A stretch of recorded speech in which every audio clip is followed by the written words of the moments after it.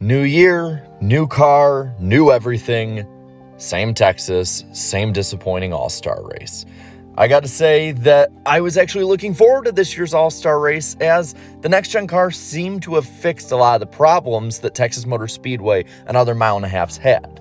But ultimately, we got what we got last night, a pretty horrible race in general, and, well, there's just plenty to talk about. It's just not good. But more on that right after this. The summer is heating up, and so are the stoves with HelloFresh.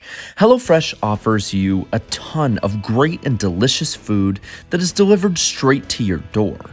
What HelloFresh also does is help me accomplish my goals. With their fit and wholesome options, I'm able to eat healthy while I'm training for my upcoming marathon this October. And on top of that, it saves me time on prep work, on going to the grocery store, all of that as well, so I can keep up with my normal work while not having to fall behind to get food. Here, I'm having some pork sausage rigatoni rosa, and I gotta tell you, it was really, really good. So to get your order, go to HelloFresh.com and use code Iceberg16 for up to 16 free meals and 3 surprise gifts. That's HelloFresh.com.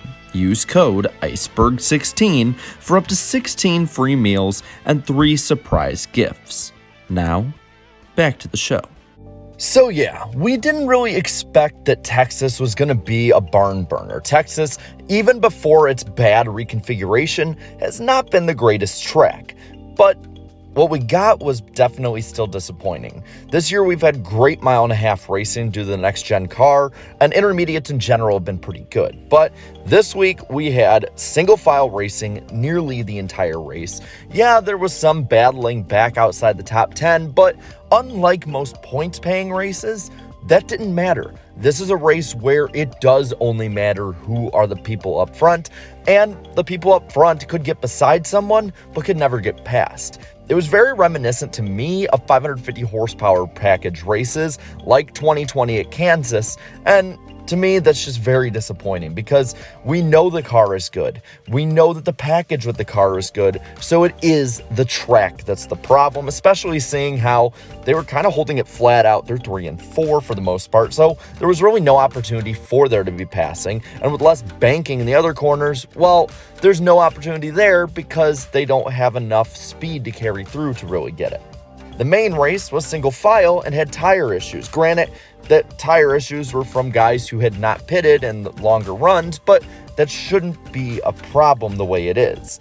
The real big thing that happened is that Kyle Busch had a flat, causing he, Ross Chastain, and Chase Elliott all to have a huge crash. Other spins happened that kind of kept the field together all night, as well as the gimmicky cautions, but in general, it was pretty much single file racing, and the only way to spice it up was crashes. The drivers seemed pretty pissed. Fans online seemed pissed. At least it seemed like people at the track had fun. So there's at least that saving grace, and I'm glad that they did, because the stuff that we saw from our homes was not up to par.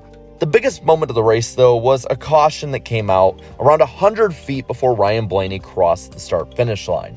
Ricky Stenhouse Jr. drifted up into the marbles, and NASCAR, trying to make a show out of everything, threw a caution. At least they seem to have owned up to it, but it's inexplicable, it's inexcusable, and at this point, it's downright pathetic, seeing that a professional sporting league like this is treating itself basically like entertainment when it obviously is not in the purest form of the word. Everyone thought it was over, Blaney included, seeing how Ryan Blaney took his window net down.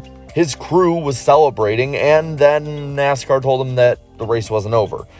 And on top of that, with the window net down, Blaney tried putting it up, but it's damn near impossible to do that from where the driver is sitting, and usually you need to come down to pit road and have a crew member do it for you.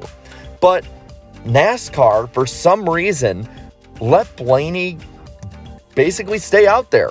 Blaney tied maybe one end of it, but it was definitely unharnessed, and NASCAR let him race with it improperly put up for a green-white checker finish.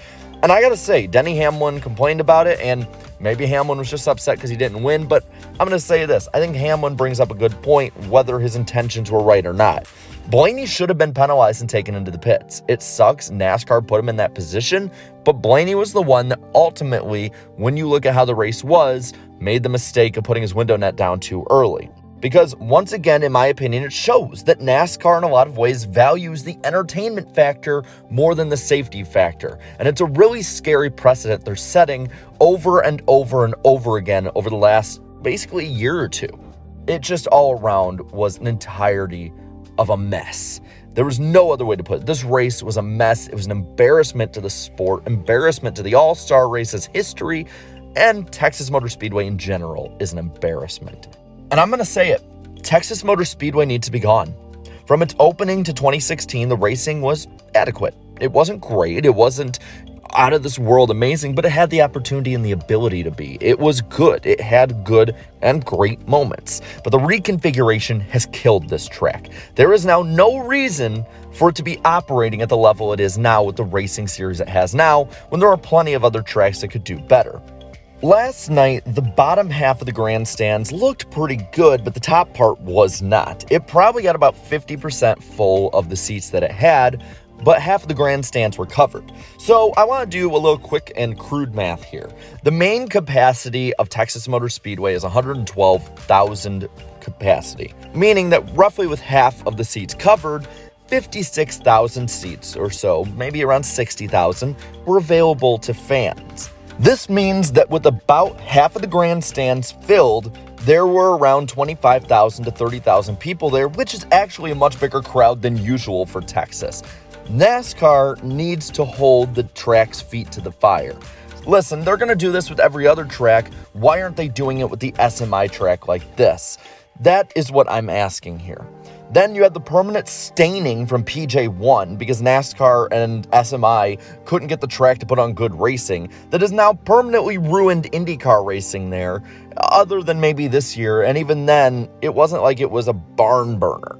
And it doesn't matter the package, the car, the racing event, everything seems to just suck at Texas. And while this wasn't the worst race at Texas in the last few years, it doesn't mean by any means it has a bunch of redeeming qualities. COTA can hold the Texas crowd. The All-Star Race can go to the Clash, where it was actually hard to get in. Look at Bowman and Almirola having problems getting in. Or the All-Star Race can be a rotating event. And the Dallas-Fort Worth area, well, you know what? Maybe they can have a street course once in every couple years to get better racing than they have now, because they've shown they can get out in basically the same amount of crowd there that you see at most other NASCAR tracks. So give them good racing. And on a personal level, it kind of pisses me off that a great track like Chicagoland Speedway that held good and great racing through the 2010s with horrible packages at that sits dormant, while Texas Motor Speedway, no matter what, will get 2 dates on the NASCAR schedule. And I will die on the Chicagoland Hill. That's my hometown track. I love that track. Give the Nashville Fairgrounds one of these Texas dates, seeing how SMI is going to acquire that. Give the other to a track that SMI can lease out, but don't waste our time anymore at a track that doesn't deserve NASCAR racing. And as for the All-Star Race, well, at this point, it feels irrelevant. Stupid formats, gimmicks, and bad product has just killed its reputation at this point.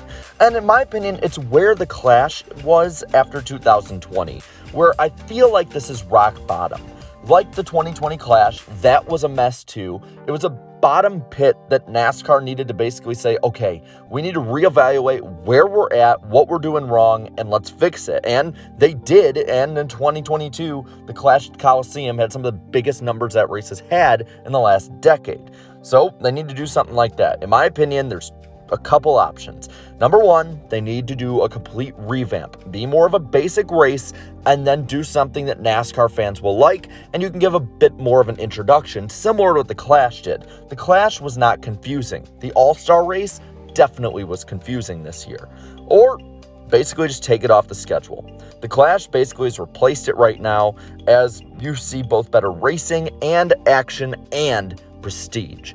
And like I talked about earlier, good drivers, actual all-stars like Alex Bowman and Eric Almirola missed out on that race. And that's something that's missing from the All-Star Race nowadays that the Clash seems to have picked up on. Either way, the All-Star Race as it is now is hurting the sport more than it's helping it. And the All-Star Race and any All-Star event is supposed to help the sport it's in, not hurt it. So NASCAR needs to revamp it. I don't think it right away they should destroy it, but right now, as it is now, there is no reason for it to be on the schedule. So unless you're gonna have an actual reason to put it on, let the Clash be your All-Star Race, because what we have now, in my opinion, is embarrassing. Now with that, I want to pass this one on to you. What do you think should happen with the NASCAR All-Star Race and Texas Motor Speedway? Do you agree with me? Disagree? Let me know down in the comments below. While you're at it, leave a like in this video, share this video, subscribe to my channel for more great NASCAR content. And I want to thank all of my channel members for your support. You really, really do help out where this channel is going. Thank you all for watching so much, and until next time, have a good one.